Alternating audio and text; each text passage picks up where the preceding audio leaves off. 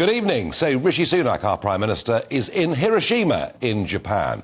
He's there for the weekend for the big G7 summit. It's the first G7 summit he will have attended as Prime Minister of our country. Now, whilst he's there are some very important things to do, and already he's made a start. We are talking now about closer military cooperation with Japan, and that makes absolute perfect sense given the growing, ever more worrying threat posed by an increasingly militaristic China. So that's all good.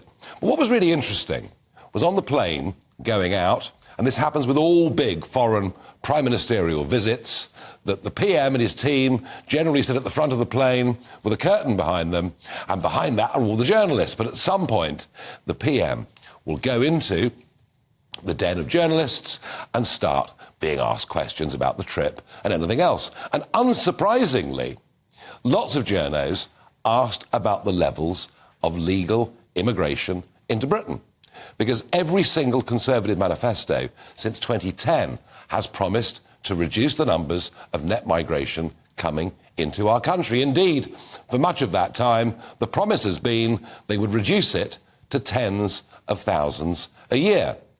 Well, by the time 2019 came along, it was running at about 250,000 every single year. But once again, the Conservative manifesto said we will reduce the number of people coming into the country and will have less reliance on low-skilled immigration. And what did they do?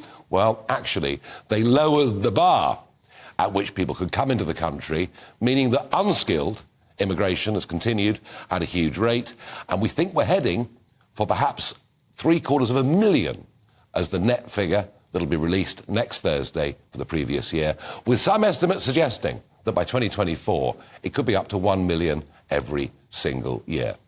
I've talked about this over the last couple of weeks. I've talked about the decline of living standards that it's leading to for tens of millions of people because they simply can't access the housing market, in many cases schools, or a GP appointment.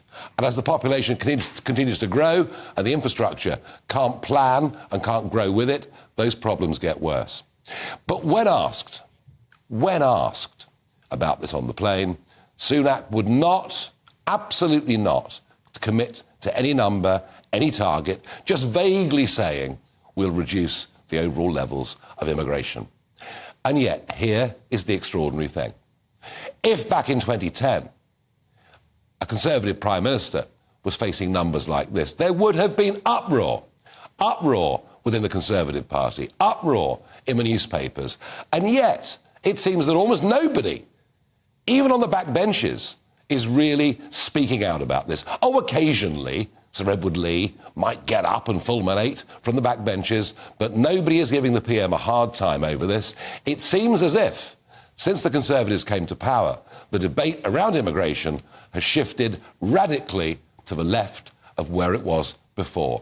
So I'm asking you, why is there no opposition? Let me know, Farage at gbnews.uk.